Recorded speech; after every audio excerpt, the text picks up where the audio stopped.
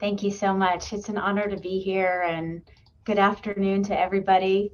I wish we were all in person, but the luxury of having this online platform is that wherever we are, we can connect. I want to start out by saying a heartfelt thanks to the Hirschfeld-Eddy Foundation for the invitation to speak with you at this important gathering. And I especially want to thank Axel and Sarah Court, and of course, thank State Secretary Strausser for the introductory remarks. We come together today at a critical moment, faced with a myriad of challenges in real time and looming ones on our path ahead. There is no doubt that this moment is one of crisis, but also of opportunities for the human rights of LGBTQI+ persons around the world. As each of us knows, and many of us experience daily, LGBTQI+ persons often simultaneously face these crises with inflection points of opportunity. I was recently in Berlin, and I had the opportunity to meet with a lot of people on this call today.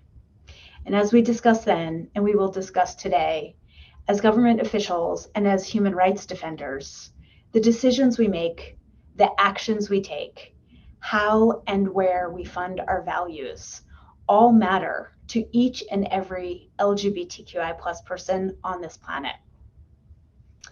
It is impossible to ignore the dark clouds swirling around us.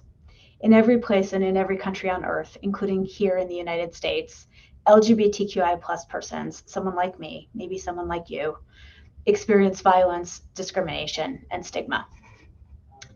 And in 66 countries, LGBTQI+ status or conduct is still criminalized. I never tired of repeating that number.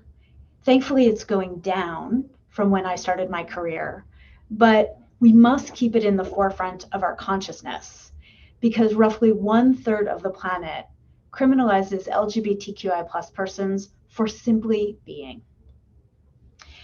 Even in those places where our existence is no longer criminalized, we fight for equal rights, to determine our own gender, to have our relationships legally recognized, to be free of forced or unwanted conversion practices. We fight to protect children born with sex anatomy that doesn't align with expectations for typical quote-unquote male or quote-unquote female bodies, and to ensure that intersex people are not subjected to harmful, non-consensual, and unnecessary surgeries and treatment. We also fight for every individual to live their truth and to love who they love. This is vitally important. Only a few weeks ago in Slovakia, a person full of hate and rage attacked and killed 2 people in front of an LGBTQI venue. In the so-called manifesto, The Shooter Left Behind, we see how the chords of hate, homophobia, anti-Semitism, and xenophobia were twisted together. Increasing acts of violence fed by anti-LGBTQI rhetoric and opposition to the human rights of LGBTQI+ persons are linked to efforts to roll back progress on gender equality, close space for civil society, and bolster authoritarian actors. In recent years, we have all seen the rise of new attacks on LGBTQI+ persons, with some governments insidiously working to curb the human rights and fundamental freedoms of LGBTQI+ persons under the guise of protecting public safety, morality, and or fighting against Western mores. We see this in the increased criminalization of the exercise of freedom of expression, peaceful assembly, and association as LGBTQI+ persons assert their human rights.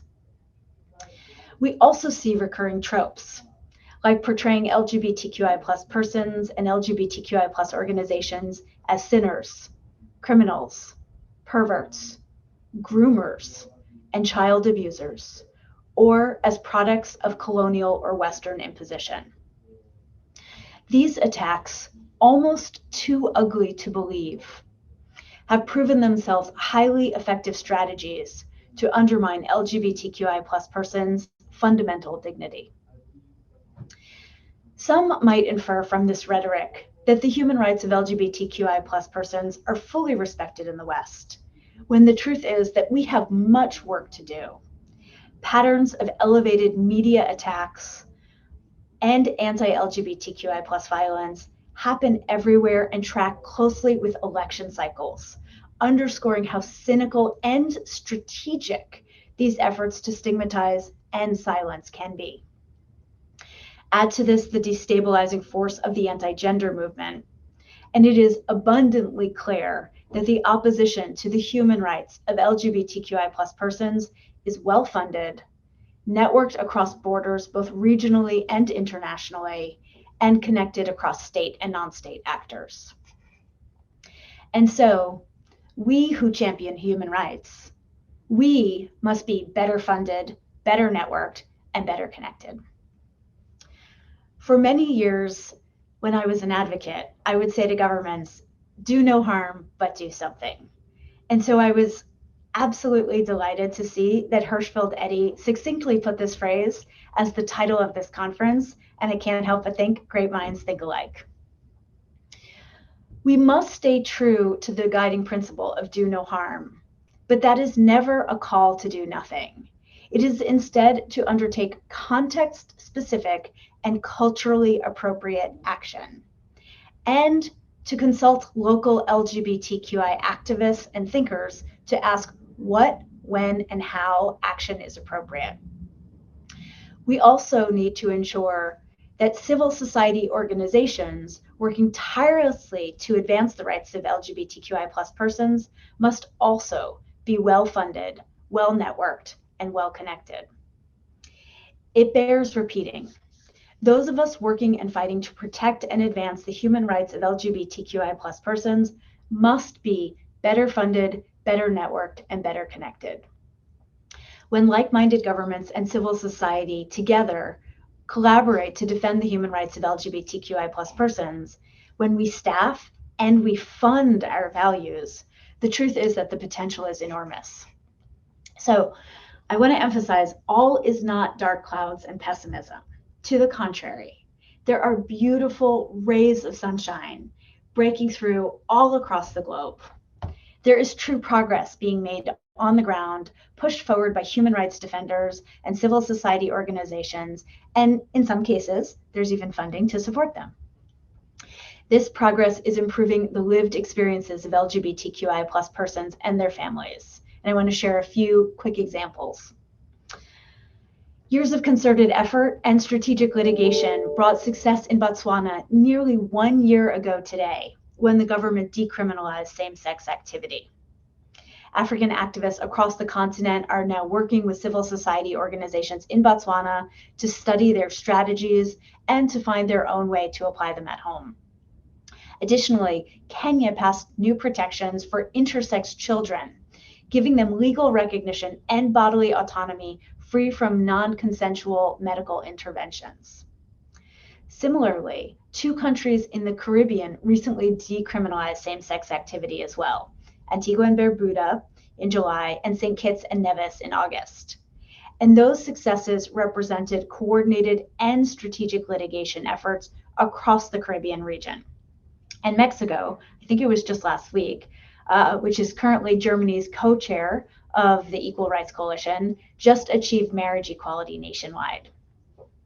In Asia, Taiwan this year celebrated the 5th anniversary of marriage equality, a campaign that was led and won by LGBTQI civil society. Singapore is on the precipice of decriminalizing same-sex male conduct, and Vietnam took a historic step in August that both depathologized lesbian, gay, bisexual, and trans identities, and also banned so-called conversion therapy practices and efforts to cure or fix what we all know is a diversity that deserves to be celebrated, not a disease to be cured.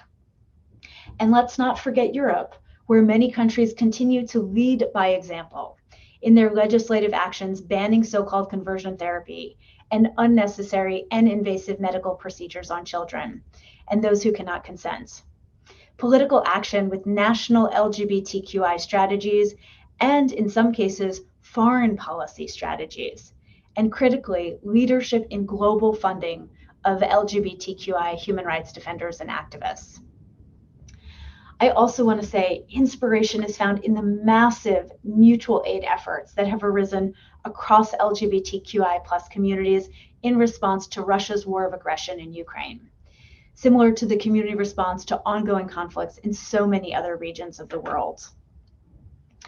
All of these rays of sunshine that's creating beautiful rainbows through those dark clouds, they were made possible through organization, connection, and like-minded governments funding LGBTQI organizations that are on the front lines. So as I move towards a conclusion, I want to emphasize, I think that we can do better on all fronts. Governments need to increase their resourcing of LGBTQI plus foreign policy and development cooperation. And even though funding is slowly increasing, the funding of LGBTQI plus organizations internationally is not where it could be, nor where it should be. The Global Philanthropy Project's most recent report highlighted that a mere 0.04 cents out of every $100 of overall international government funding is spent on LGBTQI plus funding. I know we can do better than that. And money alone is not enough. More governments need to develop and implement strategies for LGBTQI plus mainstreaming in their foreign policy. We need to be consulting, funding, and lifting up the safety and policy priorities of LGBTQI plus human rights defenders and organizations, their priorities, not government's priorities. We need to be pushing harder and more effectively in multilateral spaces. And I may be biased, but I think more governments need to appoint a special envoy or equivalent position for LGBTQI rights so that we can better coordinate, connect, and advocate for the advancement of the human rights of LGBTQI plus persons globally. We can all do more. We all must do more. Because, as we know, when we defend and advance the human rights of LGBTQI plus persons, we are not only making life better and safer for LGBTQI plus individuals and families in every corner of our world, but we are also defending and advancing stable, healthy, and inclusive democracy. We are truly making the world a better, safer, and more inclusive place for all people. Thank you so much.